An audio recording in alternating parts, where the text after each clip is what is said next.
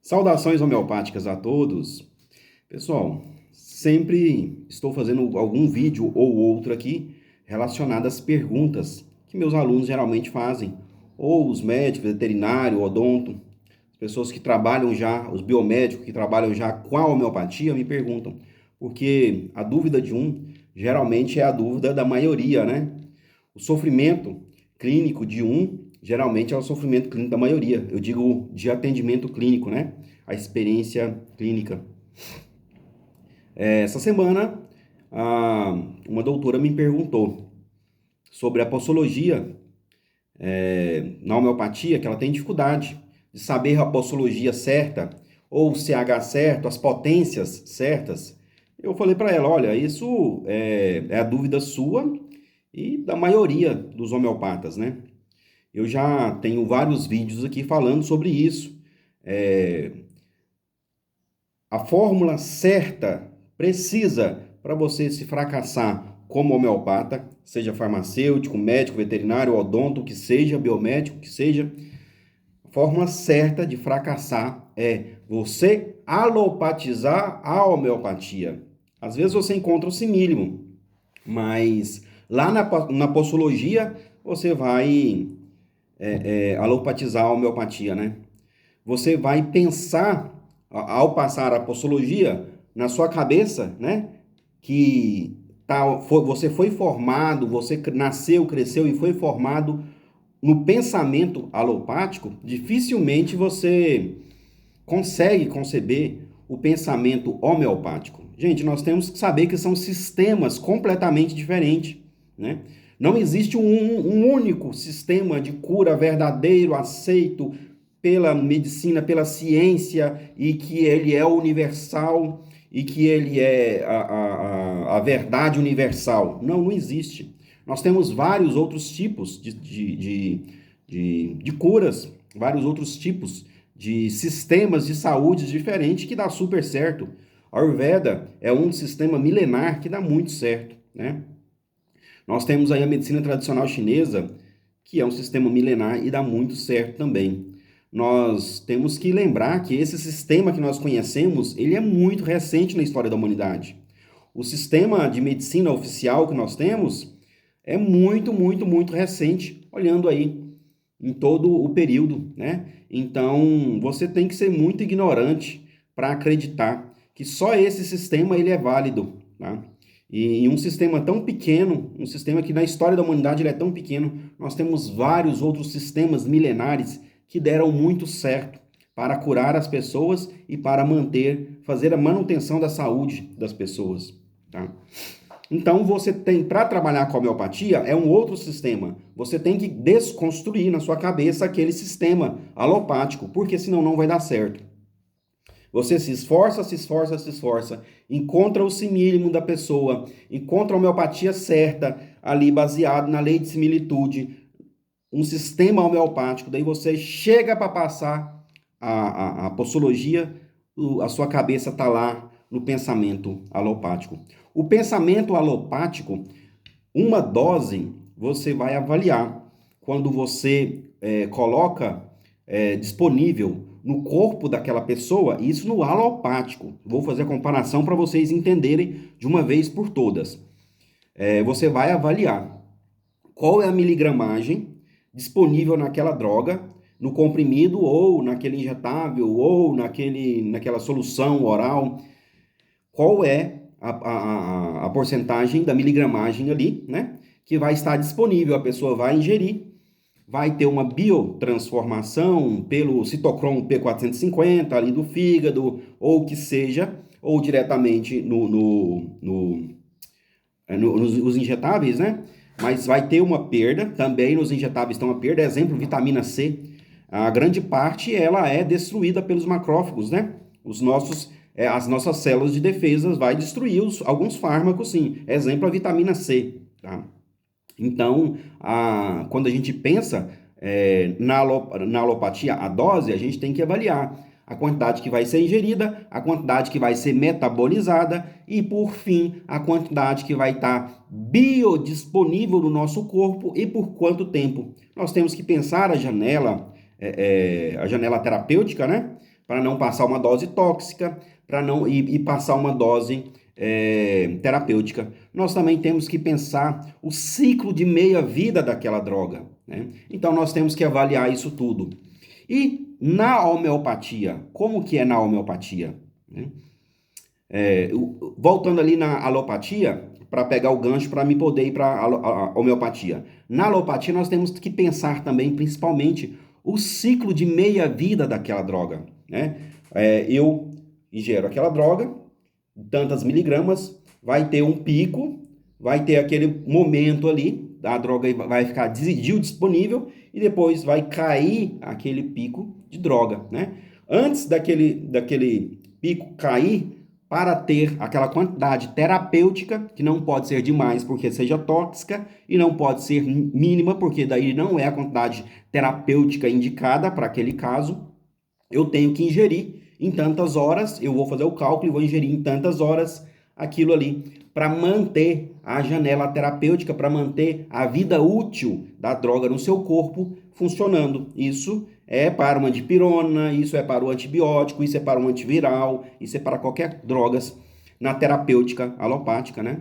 Então, esse é o jeito de pensar na alopatia. E na homeopatia? Na homeopatia é só inventa qualquer dose, qualquer quantidade de gotas. Não, não é.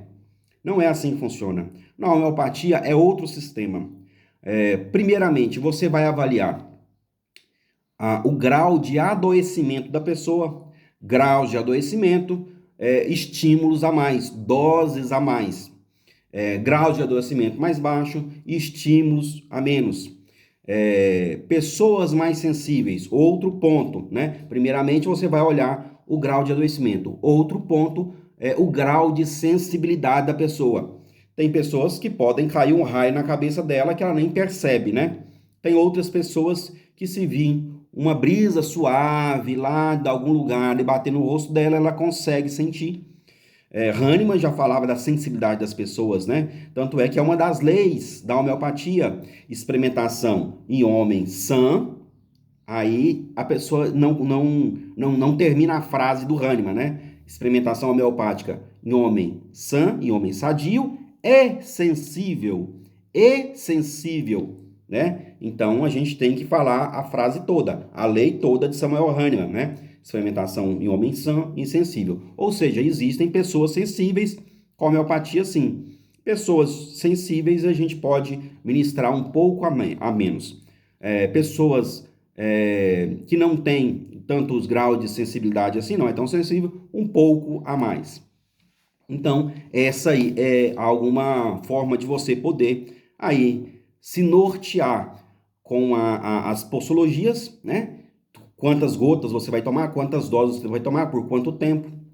E também o CH. Você pode começar a nortear por isso aí. Estou dando apenas uma pincelada. Isso é muito mais complexo.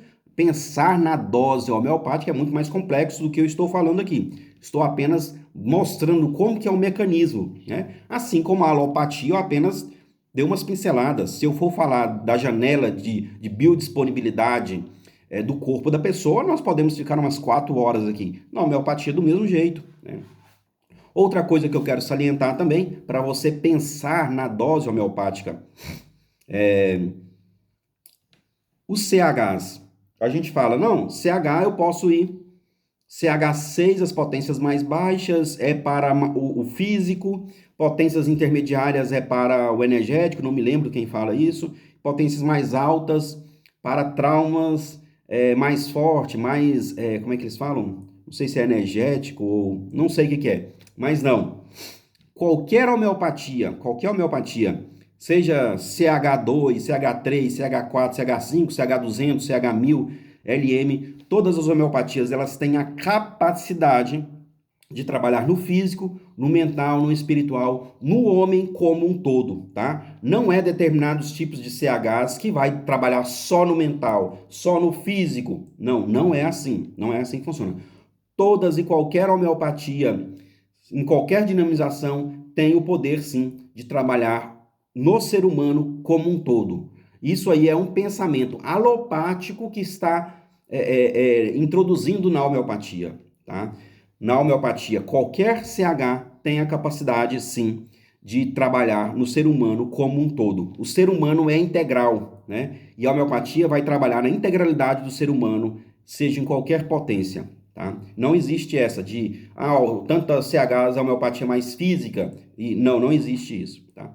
Então, essa é uma das formas de pensar, tá? Existem coisas muito mais que nós podemos estudar, que eu não vou falar aqui porque não cabe num único vídeo, mas eu tenho no meu curso de homeopatia integrativa, né? Módulos inteiros falando só sobre postologia, como devemos pensar na postologia, né?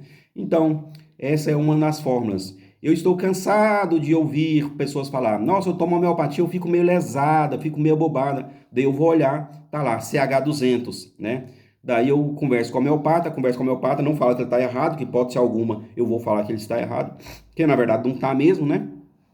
Eu não sei o que ele viu, mas eu vou falar e a pessoa e o homeopata fala, não, é porque a pessoa se dá muito bem com CH200. Eu falei, tá. Mas penso, né? Tá me procurando e reclamando porque está bobada, né? Porque fica passada, a pessoa conversa com ela, ela fica. Nossa. E é o mínimo da pessoa, né? Ah, bom, é uma aula também grande a gente trabalhar sobre a teoria vitalista, né? A força vital de cada pessoa. Isso não eu que estou inventando. Isso você pode olhar lá no Organon de Samuel Hahnemann, quinta edição, vai estar, sexta edição, vai estar lá toda escrita, muito bem escrita ali, tá? A teoria vitalista de Samuel Hahnemann, você pode observar que lá na alopatia, você olha a biodisponibilidade daquela droga, de quantas miligramas vai estar disponível, e você vai dar as doses, você vai calcular assim. Na homeopatia, não. Na homeopatia, com essa teoria vitalista, né, que você vai dar estímulos energéticos para aquele corpo reagir, né? Para cada estímulo energético é uma reação, uma vibração que vai estimular o corpo a produzir uma doença artificial para ficar no lugar daquela doença real que está no corpo da pessoa. Com isso, o corpo vai agir e reagir para aquela doença, tá? E a doença artificial, quando você parar de tomar as doses em maior ou menor escala de tempo, dependendo da homeopatia e depende do CH, da potência que você vai passar, ela vai ter um estímulo a mais e um estímulo a menos.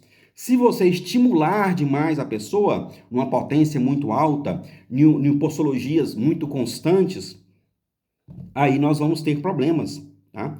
Então você tem que avaliar quanto de estímulo você quer dar naquele corpo para ela reagir para aquela doença, quanto de estímulo de doença artificial você vai dar naquele corpo, tá? Isso não é eu que estou inventando. Você pega o Organon de Samuel Hahnemann, lê, vai estar tudo lá, tá? Agora, não existe homeopata que não lê o Organon de Samuel Hahnemann, né? Não existe.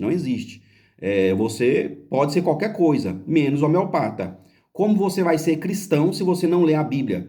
Como que você é muçulmano se você não lê o Corão? Como que você quer ser uma pessoa da área do direito se você não lê o Verdimecum, né? Que é o principal? Não tem como. Você está perdido numa floresta. A bússola para você sair daquilo ali é um instrumento. Qual que é o principal instrumento da homeopatia? O Organon de Samuel Hahnemann. O Organon é a bússola para o homeopata conduzir a saúde das pessoas. Então você tem que saber, né? Você tem que saber da teoria vitalista. Você tem que saber que cada dose que você dá para a pessoa ali, ela é importante. É um estímulo energético para produzir uma doença artificial no corpo da pessoa. Quantos estímulos você quer dar? 10 gotas uma vez ao dia? 10 gotas duas vezes ao dia? E nós temos também experiências clínicas muito bem relatadas. Uma delas é sobre a experiência clínica do Boeric. Boeric relata que em cada potência, em cada homeopatia, cada pessoa reage diferente, né? Vou dar um exemplo aqui. Luesino e outros nosódios, o Boeric gosta de ministrar à noite, para quando vir alguma gravação, a pessoa está dormindo, ela quase não sente e geralmente dá os nosódios, geralmente dá alguns desconfortos, né? Muito bem descrito por Buerick, não é eu que estou falando, Buerick que fala isso, ele ministra à noite, porque a pessoa está dormindo, se tiver alguns desconfortos, a pessoa está dormindo e quase não sente e se sentia um pouco menos, né? Outra coisa Buerick fala, cada homeopatia merece uma atenção diferente para você descobrir as doses diferentes. Um exemplo que Buerick dá é a Lumínia. A Lumínia é uma pessoa muito lenta, seu organismo é muito lento. Para ir no banheiro tem dificuldade porque tem uma lentidão, né, ali para eliminar para as descargas fisiológicas acontecerem é muito lento e a homeopatia para agir no corpo da pessoa ela é muito lenta. Então você tem que dar a Lumínia, ela mais espaçada, pequenas doses e mais espaçada para esperar ela agir, para esperar ela ter uma boa resposta. Isso não é eu que estou falando, matéria médica de Buerick. Tem o meu livro, eu sempre falo, explico como que essas doses sugeridas por Buerick, né? Tudo que eu falei aqui, pessoal, nada eu estou inventando da minha cabeça, tá? Eu estou pegando os teóricos, os principais teóricos, os teóricos clássicos da homeopatia e colocando para vocês, né? Eu sou muito criticado por isso, principalmente por alguns colegas homeopatas, mas eu explico da forma mais simples possível. E nada é tirado da minha cabeça. Se você não concorda comigo, você não está concordando com o Organon, tá? Você não está concordando com o Buerick, que é um grande clássico, né, da homeopatia. Eu me coloco muito abaixo das experiências clínicas do Buerick. O Buerick, para mim, é o mestre e eu sou apenas um aluno, né? Então, por isso que eu me baseio meus estudos nesses grandes mestres, né? Então, aprenda a pensar a postologia de uma forma homeopática e esquece a postologia alopática. Não coloca a postologia alopática dentro da terapia homeopática que vai dar errado, tá? Não faça grandes estímulos no corpo da pessoa e também não faça estímulos ao ponto em que não possa ter uma resposta terapêutica. Existe uma janela terapêutica. Vamos estudar essa questão de janela terapêutica. Quanto que é do tóxico para o terapêutico, né? Isso na alopatia. Quanto que é do terapêutico ao agravamento, né? Vamos estudar isso, gente. Vamos estudar para que nós possamos conhecer realmente a melhor forma de pensar numa postologia homeopática, tá? Isso aí são questões pequenas, mas de fundamental importância, que essas questões é que dividem o sucesso de um homeopata para o fracasso de um homeopata, tá? Essa aula eu queria que fosse aí entre 7 a 10 minutos. Acabou que eu falei demais e realmente cada tópico dessa aí, se eu for falar mesmo, é 1 hora, 2 horas de aula, né? Teoria vitalista, para a gente entender como que funciona. Precisaria uns 40 minutos, 1 hora para explicar, né? Então, pessoal, vamos cada vez mais destruir o conceito alopático que nós temos, se nós queremos ter sucesso com a homeopatia, tá? Vamos pensar na homeopatia, vamos pensar na filosofia homeopática cada dia mais. Esse é o caminho para ter sucesso com a homeopatia, tá certo? E desejo muito que você tenha sucesso com a homeopatia. Cada pessoa que tem mais sucesso com a homeopatia, melhor é, não para mim, mas para a homeopatia, né? Para difundir a homeopatia como uma ciência séria, econômica e eficaz para a nossa saúde, tá? Sucesso a todos!